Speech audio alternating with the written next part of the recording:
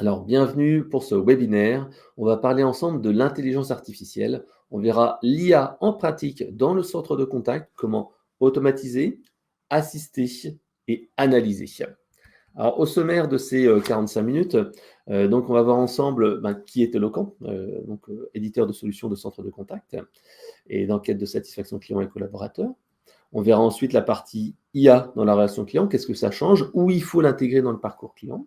On verra également la partie IA classique, puisqu'on parle beaucoup d'IA générative, mais l'IA classique est quand même quelque chose qui reste simple, efficace et surtout pas cher. Le dernier point, ça sera bien sûr de mettre en place l'IA générative. Et l'IA générative se mettra de plusieurs manières. On verra la partie IA générative vocale. Vous verrez, la partie vidéo arrive bientôt, mais déjà la partie vocale est déjà arrivée. Et ça permet en fait d'apporter plus d'humain et plus de relationnel dans un parcours client.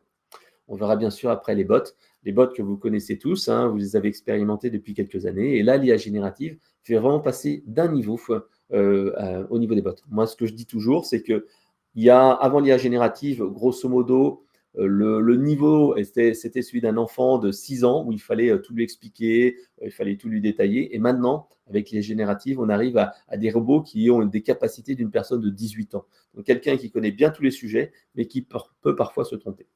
À la fin, on parlera également du low-tech, puisque là, on va vraiment parler d'intelligence artificielle qui est du high-tech, avec des technologies comme relativement complexes, onéreuses, coûteuses. Et en fait, on verra que parfois, en utilisant du low-tech, on arrive à des résultats similaires, voire parfois proches, voire meilleurs, avec des budgets qui sont 4, 5 fois inférieurs. Donc voilà, on est surtout à penser que la technologie doit être utile avant d'utiliser la techno pour la techno. Alors, à la fin, nous aurons une session de questions-réponses. Donc, n'hésitez pas, le chat est à votre disposition. Vous l'avez sur la droite de votre écran. Posez vos questions dès qu'il y a quelque chose qui vous passe par la tête. Et si vous avez besoin d'avoir un exemple pratique dans votre secteur d'activité, dites-le moi, je me ferai un plaisir d'y répondre. Alors, c'est vrai que je ne me suis pas présenté, mais donc, je m'appelle Frédéric Canevet, je suis responsable des projets digitaux chez Locan. J'ai également été product manager bot pendant très longtemps et j'ai écrit un bouquin en 2018, juste avant l'IA générative, qui s'appelait Réussir son projet chatbot aux éditions Duo. Donc, ce que je vous propose, c'est qu'on se fasse un petit sondage dès le départ. Donc, vous avez sur votre écran, sur la droite, un sondage où je vous pose une question simple. Est-ce que vous avez déjà mis en place de l'IA générative dans votre centre de contact? Alors, vous pouvez répondre oui si vous l'avez mis, par exemple, avec un chatbot, un callbot, de l'agent assist pour aider le conseiller à être plus efficace. Est-ce que vous avez fait, par exemple, de l'analyse de conversation, de l'analyse sémantique? Oui, mais vous avez peut-être fait autre chose, par exemple du mailbot, quand on répond de manière automatique à des messages par mail, ou alors, si vous n'avez pas encore mis en place, est-ce que c'est prévu à court terme, à moyen terme, ou c'est pas encore prévu? Voilà, donc n'hésitez pas. Je vais laisser en fait l'écran encore ouvert et avec le sondage ouvert encore quelques minutes. Et en attendant que vous puissiez répondre, je vais avancer dans la présentation. Je vous commenterai les résultats juste après. Alors, je vais déjà présenter Eloquent. Donc, Eloquent, on est éditeur de solutions de centres de contact et d'enquête de satisfaction, clients et collaborateurs. Donc, notre métier, c'est tout simplement d'aider les entreprises à mieux gérer, à mieux orchestrer et à mesurer et améliorer les conversations avec leurs clients. Donc, pour cela, on propose une plateforme cloud d'expérience client qui se compose en fait d'une solution de centre de contact et de voix du client et du collaborateur. Donc, bien entendu, ces solutions peuvent être achetées de manière séparée. Donc, par exemple, je veux uniquement le centre de contact ou je veux uniquement le feedback. Mais ce que nous, on recommande, c'est d'avoir la solution totale, une plateforme cloud d'expérience client qui va mêler en fait les deux et qui vous permettra non seulement d'écouter vos clients, mais également de pouvoir dialoguer de manière efficace avec eux. Donc, on gère à peu près un demi-milliard d'interactions chaque année, que ce soit du téléphone, du chat, du mail, du SMS, du callbot, du chatbot, etc., etc.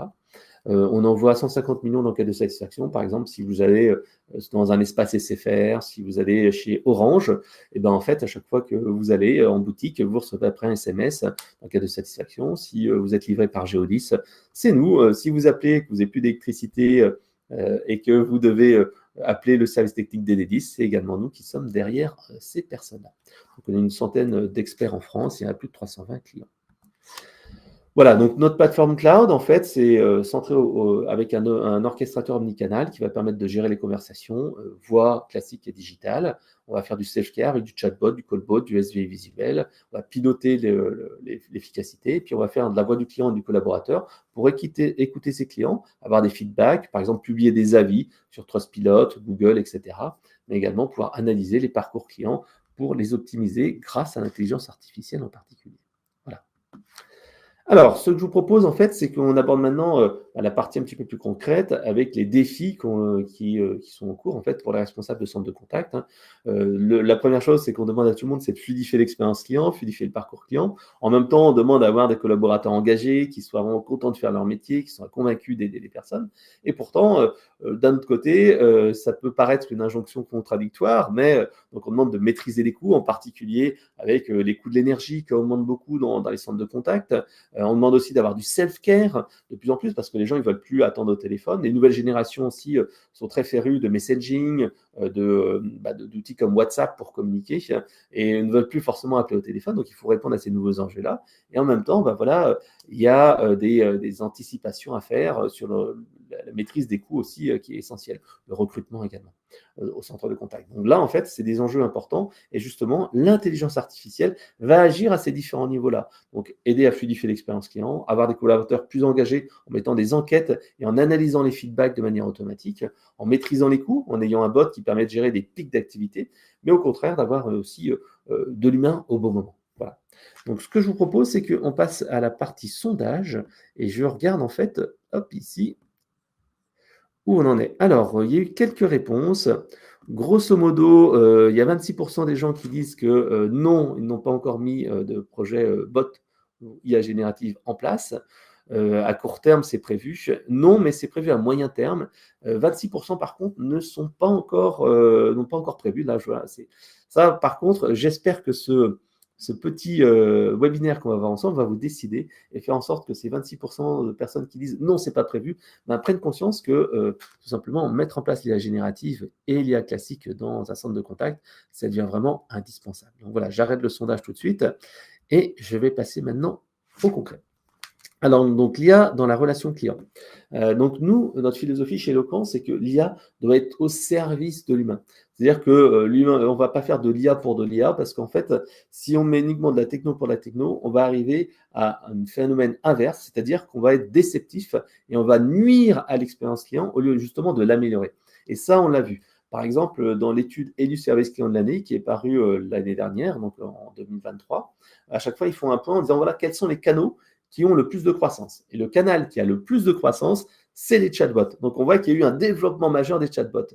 Or, en fait, ce qui se passe, c'est qu'en même temps, le canal qui offre la moins bonne satisfaction auprès des utilisateurs, c'est le chatbot, avec seulement 52% de personnes qui sont satisfaites. Donc, une personne sur deux à peu près satisfaite des chatbots, alors que c'est le canal le plus en croissance.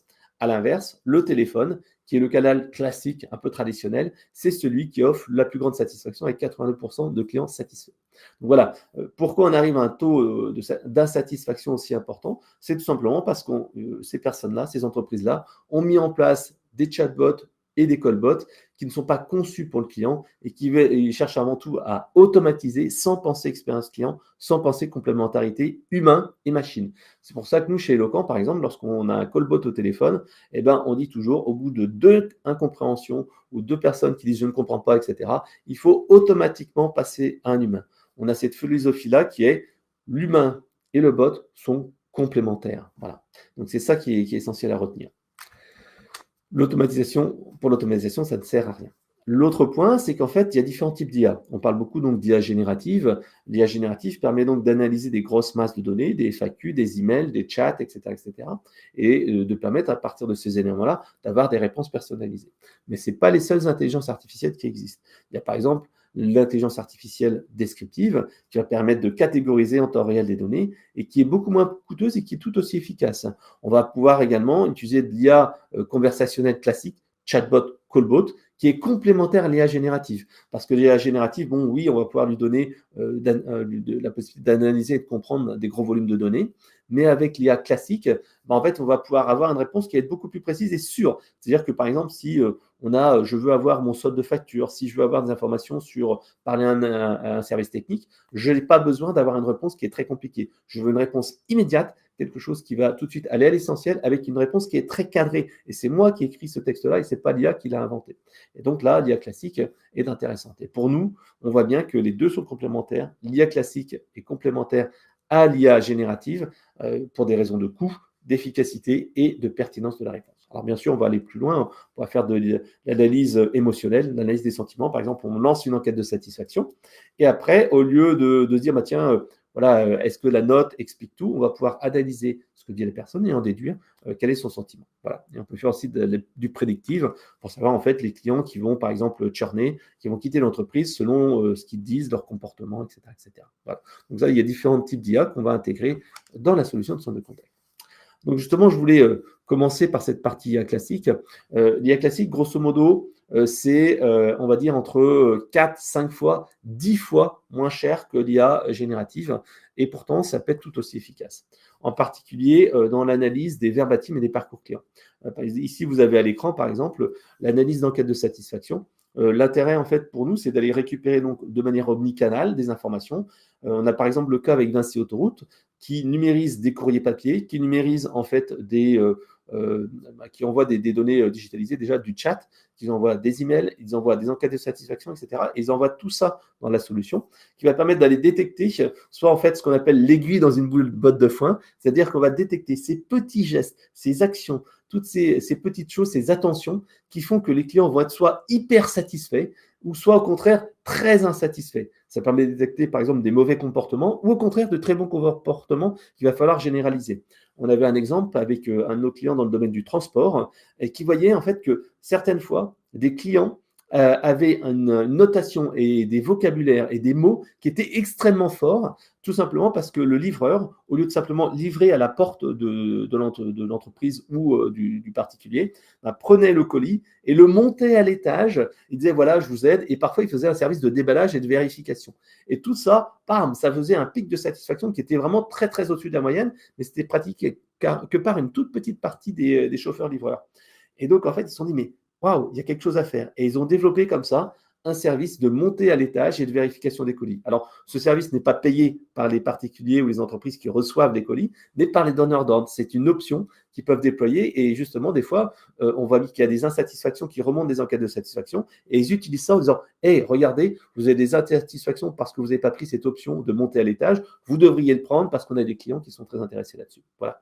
Donc, tout cela, en fait, ça permet d'aller optimiser son parcours client et d'aller analyser toutes les informations, que ce soit donc des conversations téléphoniques, du chat, du mail, etc., etc. Donc, ça améliore la satisfaction et ça améliore les parcours clients. Deuxième point, donc l'analyse des émotions, j'en ai parlé tout à l'heure. L'analyse des émotions est vraiment importante pour prioriser les choses. Là, je vous ai mis un exemple assez concret, assez pratique.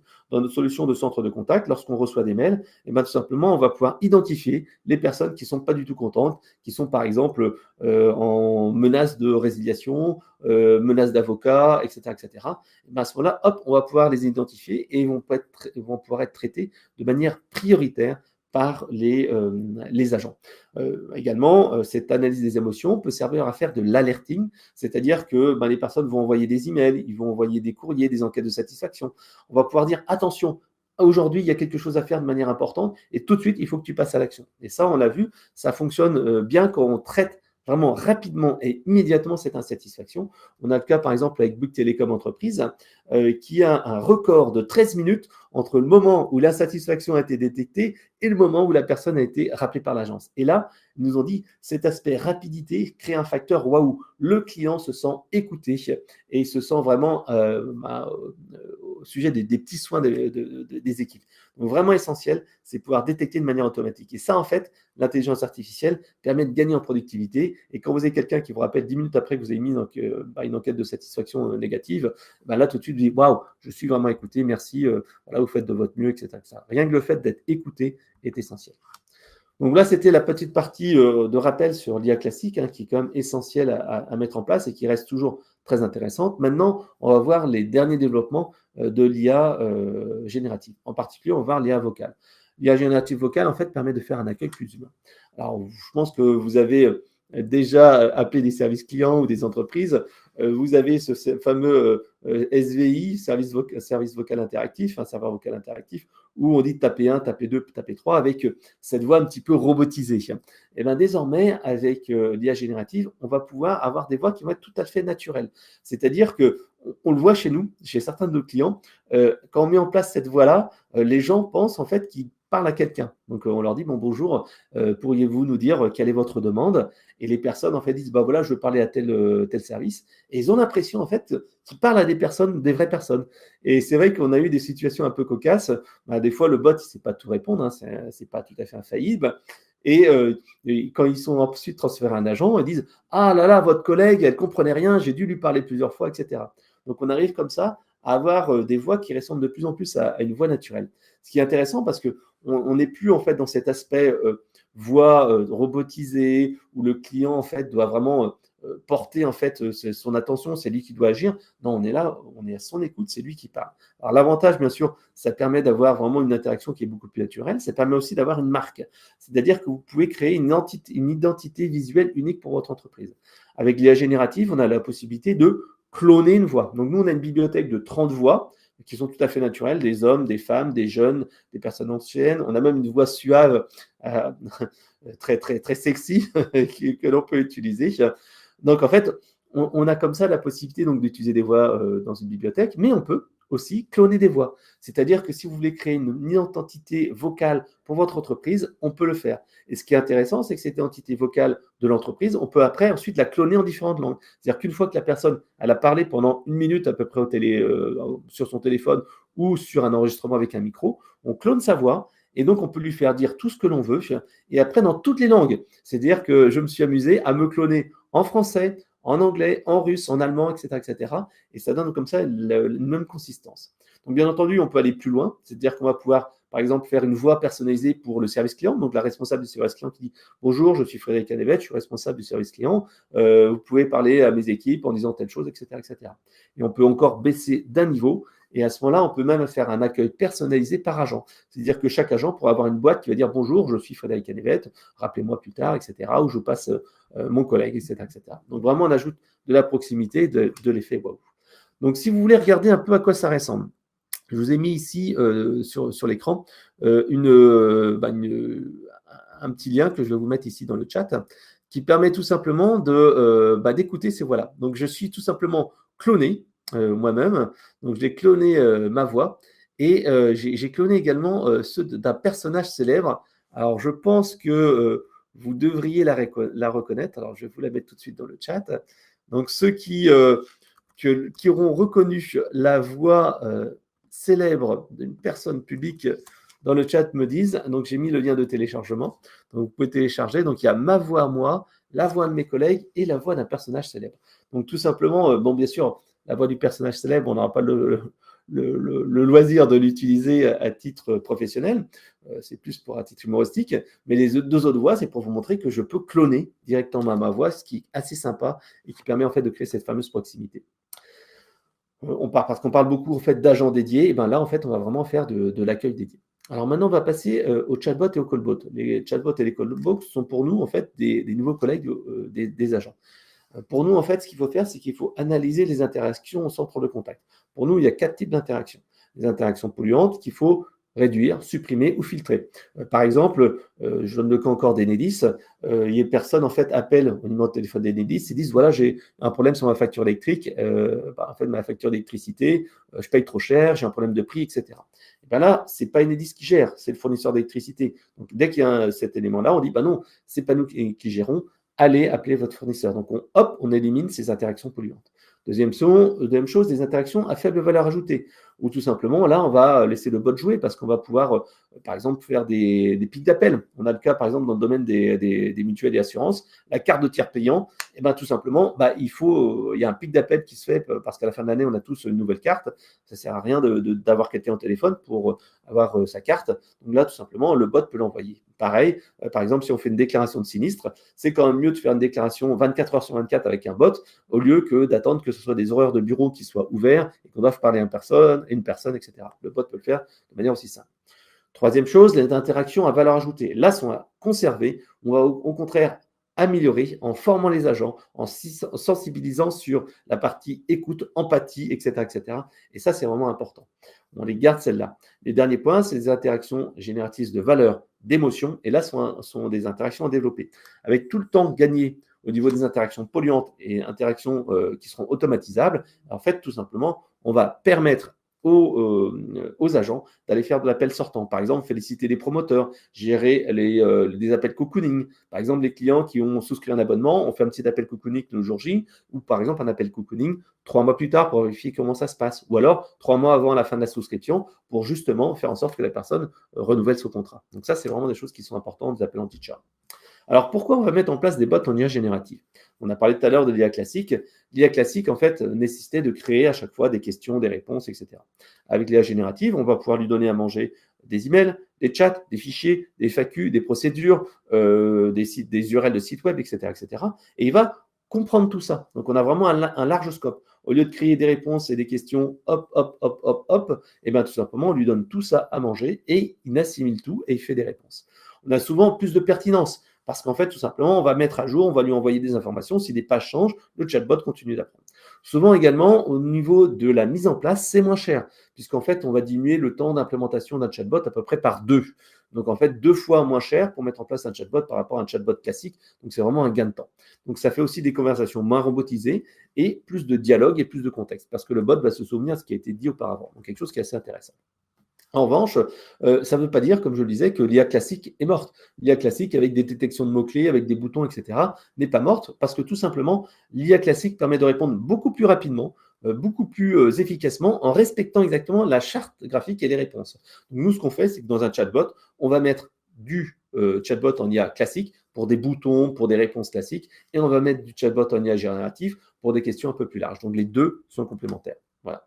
Alors, les callbots, donc c'est les agents au téléphone. Donc, l'intérêt, je l'ai indiqué précédemment, c'est d'automatiser les tâches à faible valeur ajoutée, offrir un service client 24 heures sur 24, traiter les demandes simples et pourquoi pas, en fait, assister l'agent. Par exemple, quand les gens appellent au téléphone, on va pouvoir dire au chatbot, demande à la personne ce qu'elle veut. Bonjour, j'appelle parce que j'ai un problème avec ma chaudière, mon chauffage, etc., etc., etc. Donc, la personne parle de son problème. Cette conversation est affichée à l'agent lorsqu'il prend la conversation téléphonique. Il a la catégorisation, c'est un problème de chaudière, la personne a déjà indiqué ça, donc il a déjà un petit peu préparé son discours et pour dire bon, bonjour, vous m'appelez pour telle chose, donc ce qui permet d'avoir un meilleur accueil. Donc généralement, en mettant en place un callbot, on arrive à automatiser entre 5 et 20% des appels, donc ce qui est quand même assez intéressant. Donc le callbot a quand même un coût non négligeable. On parle quand même de factures projet pour la mise en place d'un minimum de, on va dire, de 20 à 30 000 euros pour mettre en place un callbot. Donc il faut quand même un minimum d'appels. On parle souvent de 100 appels automatisables par jour pour qu'un callbot soit intéressant. Voilà, donc vraiment c'est là en fait pour mettre en place un callbot dans tout ce qui est demande simple et sans valeur ajoutée. Donc, j'en ai parlé tout à l'heure d'un de nos clients qui s'appelle Ededis, qui utilise en fait le callbot pour traiter une partie des demandes. En mettant en place un callbot et l'envoi de SMS du jour au lendemain, pour des demandes qui étaient très fréquentes et très courantes, par exemple pour tout ce qui était relevé de compteur Linky, d'un coup, d'un seul, on a 5 à 10% des appels qui ont été éliminés tout d'un coup. Donc voilà, c'est quelque chose Enedis qui gère quasiment plusieurs dizaines de milliers d'appels tous les jours. Si on vous dit 5%, 5-10% des appels qui sont éliminés tous les jours, c'est pas négligeable et ça permet d'améliorer la fluidité puisqu'en fait, c'est des appels qui ne sont pas traités par les humains et qui permettront justement de garder plus de temps à l'écoute des collaborateurs et des clients et d'être vraiment en capacité de gérer plus de demandes. Nous, ce qu'on pense, c'est qu'il faut vraiment gérer les deux, de l'humain et du conseiller et du bot. Alors, le chatbot, nous, notre philosophie, le chatbot, en fait, c'est simple, hein, c'est quand il y a besoin de répondre à des questions de premier niveau, de faire un support technique simple, également des réponses marketing, des infos produits, des demandes de doc, des tarifs, etc., etc., mais également de l'assistance à agent pour qualifier une demande avant, tout simplement, le transfert vers l'agent. Donc, nous, notre philosophie, elle est très simple, c'est qu'on va mettre un premier niveau d'IA classique, donc pour tout ce qui est demande de domo, etc. L'IA générative à partir des FAQ pour des demandes un peu plus exotiques ou des demandes un peu plus larges sur le service client. Et après, bien entendu, le troisième niveau, c'est passer vers un agent en chat, parce qu'on ne va jamais laisser un client en boucle avec un chatbot. Ça, c'est contre-productif et au contraire, ça va nuire à l'expérience client. Donc, généralement, un chatbot, c'est intéressant lorsqu'on met en place et qu'on peut automatiser environ 25 demandes par jour. Voilà. Donc, également, le chatbot vraiment a toute sa valeur lorsqu'on se connecte au système d'information et on va pouvoir faire des demandes personnalisées. Par exemple, quel est mon solde de compte? Est-ce que ma commande a été livrée? Est-ce que je peux annuler une commande? Est-ce que je peux déplacer un rendez-vous? Donc, c'est là où on a vraiment de la valeur ajoutée lorsqu'on va aller au-delà de la simple FAQ. Voilà. Alors, un exemple simple, là, ici, donc, on a eu un témoignage récemment de la société Hublot qui nous a expliqué qu'ils avaient mis en place donc, un chatbot qui fait du chat, qui fait du chatbot en IA générative et du chatbot en IA classique. Donc, tout est mis en même temps. Donc, le but, en fait, c'est d'aller répondre à ces demandes un petit peu compliquées. Donc, ils ont fait tout simplement du scrapping, c'est-à-dire qu'ils ont analysé tous les articles de blog et en fait les présentations commerciales, les fiches produits, les procédures, les documents internes, les documents de cadrage de projet, etc., etc. Et ça leur permet en fait de répondre à toutes les demandes. Ce qui est intéressant, c'est qu'en fait, ils se sont rendus compte que ce chatbot a été la première source de leads. Il génère 7 fois plus de demandes de démonstration et de demandes de contact que la page contact du blog. Le petit bouton je veux une démo, et ben en fait, il en génère beaucoup plus parce que c'est conversationnel, les gens discutent, etc., etc. Au niveau du bot, si vous le testez également, vous verrez en fait qu'il est capable en fait de répondre à des demandes complètement hors sujet sur la partie produit, mais qui étaient évoquées dans la partie blog. Par exemple, si vous lui demandez, bah, tiens, je suis propriétaire, un de mes locataires qui est dans mon logement en nu, logement nu, je veux partir, enfin, je veux donner congé, quel est le délai? Et ben en fait, il va dire, bah voilà, c'est 6 mois. Si c'est en meublé, il va comprendre après que c'est 3 mois. Et tout simplement, ça c'est lié à un article de blog qu'ils ont fait sur ce sujet-là et qui a été assimilé par le chatbot. Alors là maintenant, on a parlé donc d'automatisation avec le chatbot, le callbot, mais c'est également important que l'intelligence artificielle aide les agents à être plus efficaces. Donc là, en fait, nous, on va les aider à être plus efficaces avec l'IA générative. Alors, le premier point, chose qu'on voit qui est vraiment le plus efficace, c'est la réponse automatique au bot. En fait, tout simplement, on le voit dans le centre de contact, il y a des nouveaux agents qui arrivent, qui n'ont pas forcément la connaissance et la compétence des agents qui sont seniors. Et bien, tout simplement, avec un callbot, l'IA générative, on va pouvoir prendre le contenu de l'email, l'IA générative va tout simplement l'analyser et va dire, bah, tiens, la personne, elle a dit telle chose. On va pouvoir proposer en fait une réponse personnalisée par rapport à cette demande et tout simplement, le conseiller va ensuite pouvoir personnaliser la réponse en disant tiens, ça c'est bien, ça c'est pas bien, non, je vais changer telle chose. Et voilà. Donc ça sera un mail qui sera vraiment personnalisé avec la charte éditoriale du service client. Est-ce qu'il faut dire bonjour, est-ce qu'il faut tutoyer, est-ce qu'il faut vous voyez, est-ce qu'il faut donner des informations complémentaires, etc. Donc ça aide également les agents avec une faiblesse en orthographe parce qu'on voit bien que dans les centres de contact, les gens sont nativement bons à l'oral, mais sur la partie écrit, il y a quand même quelques faiblesses. Donc là, ça permet de passer d'une culture vraiment très orale à une culture d'écrit avec un orthographe parfait, puisqu'en fait, les personnes qui écrivent là ont un modèle, une trame qu'ils ont juste à personnaliser de manière très simple. Donc ça permet de structurer les réponses. Et puis voilà, on l'a vu également, c'est assez intéressant lorsqu'on fait appel à des outsourceurs, puisqu'en fait là, on est sûr de la réponse, on est également sûr de la qualité, puisqu'en fait la base de connaissances est dans l'entreprise. Donc c'est vraiment assez sympathique.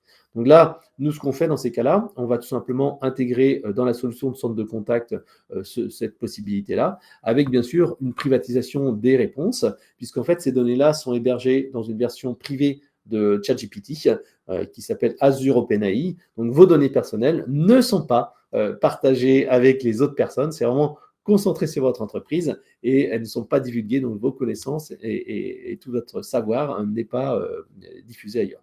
Donc, vous voyez ici un exemple. On a ici un exemple assez basique. Une personne en fait qui envoie une demande de déclaration. Là ici, donc on analyse son mail et la petite partie là en bleu permet tout simplement d'avoir la réponse personnalisée. L'agent après va modifier pour simplement se dire bah, tiens, je vais changer telle chose parce que c'est ma connaissance. L'autre point également, l'agent va être beaucoup aidé lorsqu'on va pouvoir lui faire gagner en productivité, en particulier au niveau de la transcription des interactions. Les personnes, en fait, quand ils sont au centre de contact et qu'elles discutent avec un client, qu'est-ce qui se passe? Elles discutent avec elle, et puis après, il y a tout ce qui est l'aspect post-traitement. C'est-à-dire que vous appelez au téléphone, mais après, derrière, l'agent, il dit, bah voilà, la personne m'a appelé pour tel problème et j'ai fait telle chose. Le truc, en fait, c'est comme ils ont un temps limité et souvent, il y a des appels qui sont en attente. On ne peut pas, en fait, prendre trop de temps pour ce travail post-interaction. Et donc, souvent, les agents écrivent vraiment des abréviations, des choses pas très lisibles et pas très exploitables. Avec la transcription et le résumé des conversations. Qu'est-ce qui va se passer? On va prendre la conversation téléphonique qui sera faite entre l'agent et le client. On va la résumer de manière synthétique avec bien sûr les informations qui sont importantes. Par exemple, on peut dire mets-moi le plan d'action, dis-moi si le client a dit OK, etc., etc. Donc en fait, on va pouvoir avoir ces informations-là et donc l'agent n'aura juste qu'à modifier, ajouter des petites choses et puis c'est tout. Donc pour lui, c'est vraiment un gain de temps. Ça permet de réduire la durée moyenne de traitement, la DMT, d'enrichir également les informations. Puisque au lieu d'avoir un requêtage qui est quasi inexploitable, puisqu'on n'a que des abréviations, des phrases très courtes. Là, en fait, on va vraiment avoir un résumé, ce qui va permettre après aux outils d'analyse sémantique classique ou générative d'aller analyser ça et d'analyser toute cette richesse conversationnelle qu'il y a dans les conversations téléphoniques entre clients et les agents.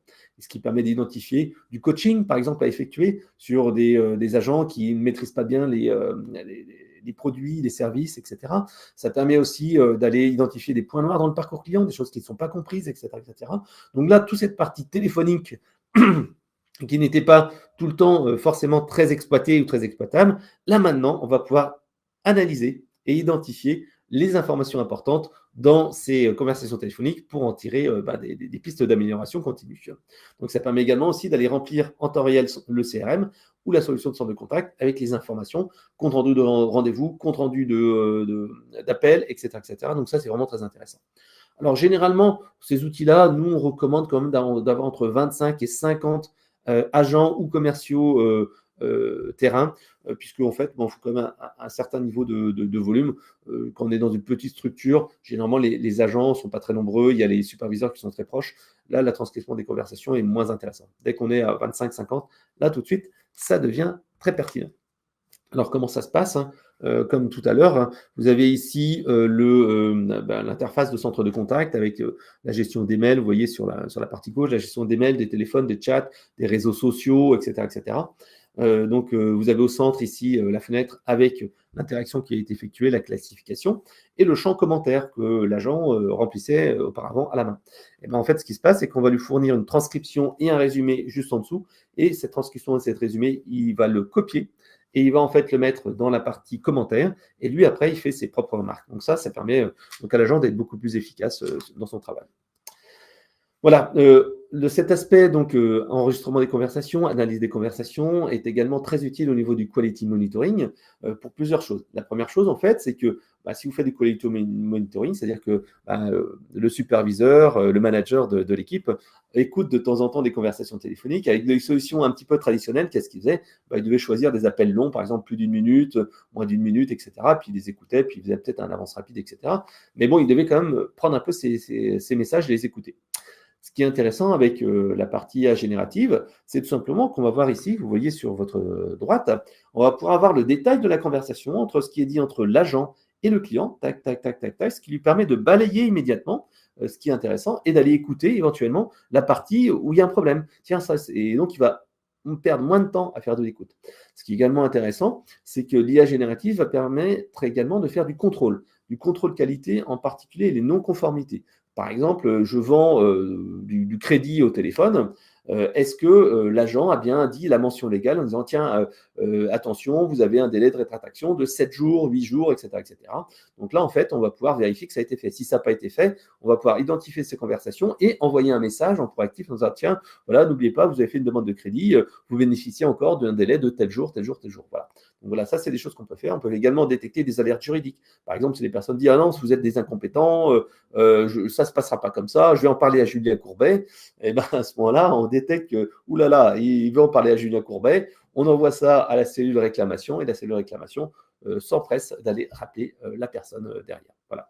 Donc ça, c'est quelque chose qui est vraiment assez intéressant au niveau du centre de contact. Alors, on a encore à peu près une dizaine de minutes ensemble. On va finir sur la partie est-ce qu'il faut de l'IA partout? C'est une question importante et que j'ai indiquée au départ. Pour nous, en fait, il ne faut pas faire de la techno pour la techno, c'est pas de l'informatique pour de l'informatique, c'est pas des innovations pour l'innovation. Non, il faut en fait penser innovation utile. L'innovation utile, c'est quelque chose qui va apporter de la valeur et qui va permettre d'améliorer l'expérience client de l'entreprise ou la rentabilité de l'entreprise. Là, ici, on a un cas vraiment assez flagrant et que j'aime beaucoup citer. C'est le cas de Bouygues Télécom Entreprise. En fait, Bouygues Télécom Entreprise prend des appels en fait, de professionnels d'entreprise quand ils ont des problèmes techniques avec la fibre, avec le téléphone, les mobiles, etc. etc. Et c'est vrai qu'ils se sont dit, ben voilà, on va mettre en place un callbot qui va permettre de traiter une partie des deux demandes. Sauf qu'en fait, les demandes du service technique, souvent, c'est des demandes un petit peu complexes. C'est-à-dire qu'on ne va pas redemander à la personne est-ce que vous avez rebranchez votre box, etc., etc.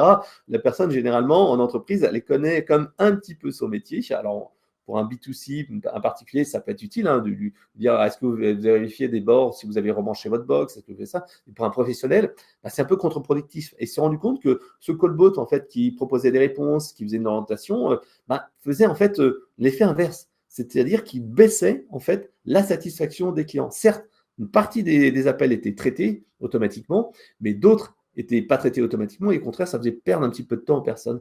Donc, ça donnait de la frustration des clients.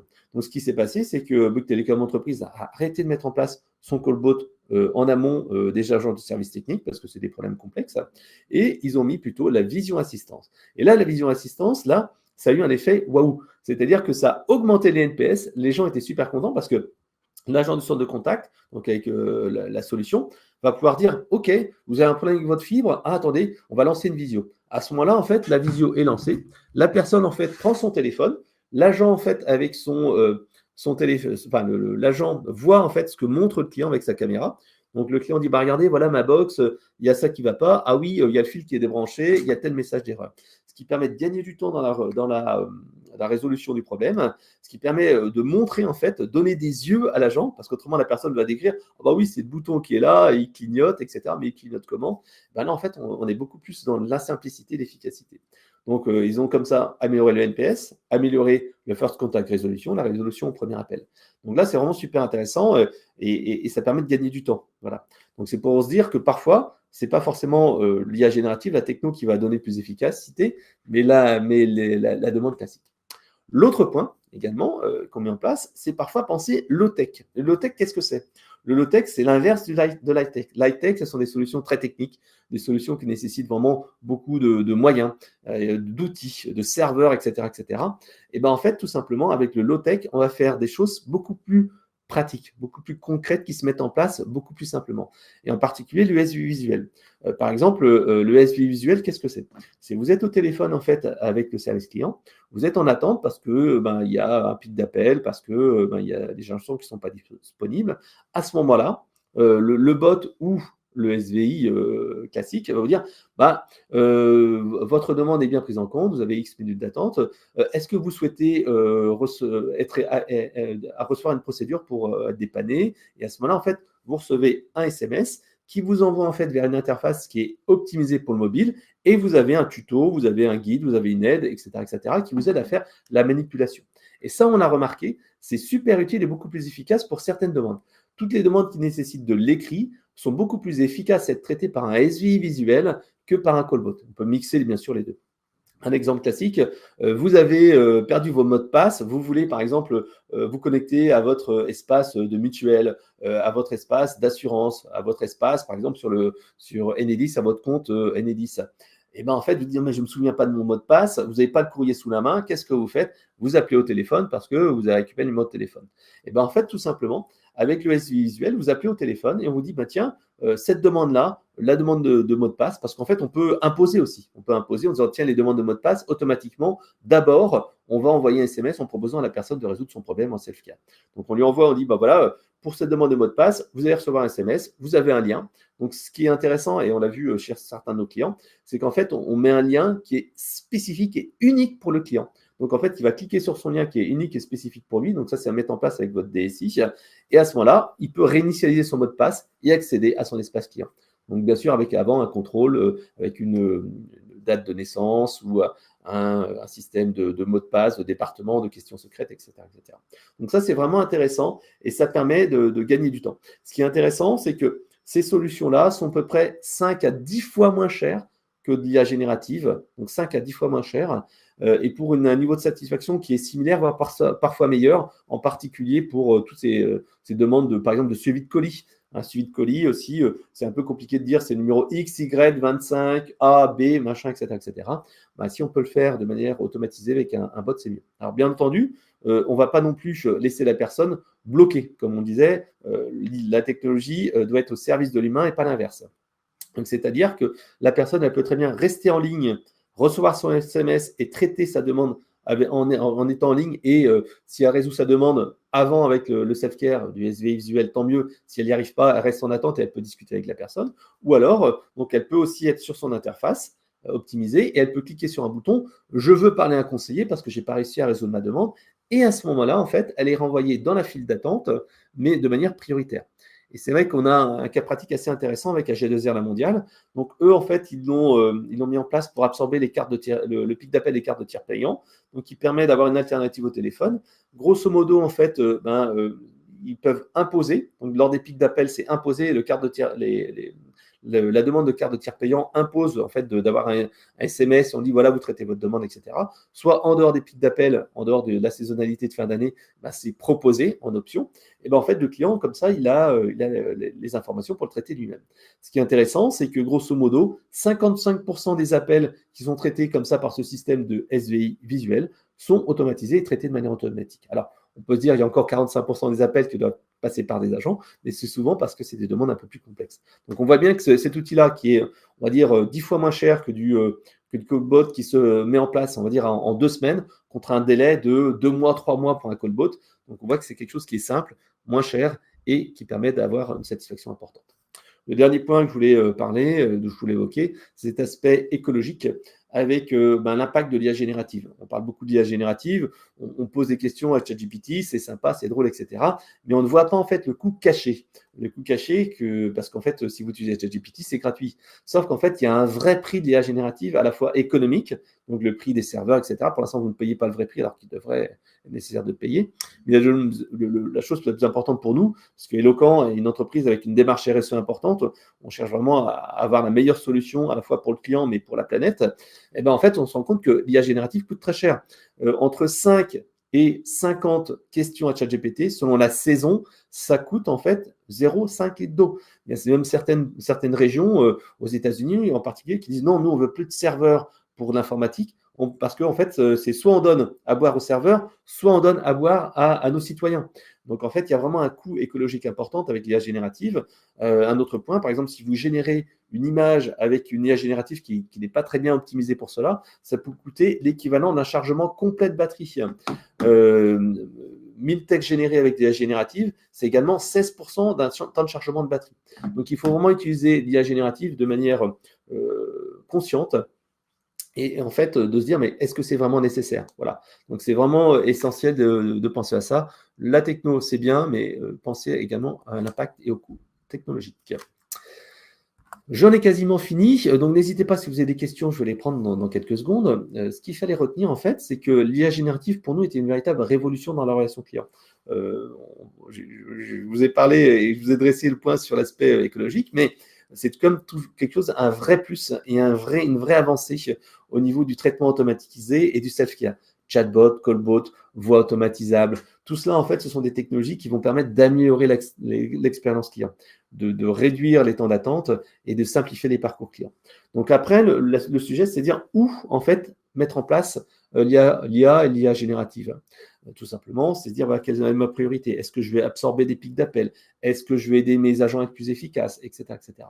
Donc, sélectionner l'innovation utile, valider en fait que ce ROI est intéressant et qu'il est au rendez-vous. En fait, c'est comme ça qu'il faut fonctionner. Avec l'IA, c'est dire, OK, je mets en place un test sur un périmètre limité, sur un pilote, etc., etc. Et ensuite, si ça marche bien, hop, je vais l'industrialiser. Voilà. C'est ce qui compte essentiel, c'est l'efficacité et l'expérience client.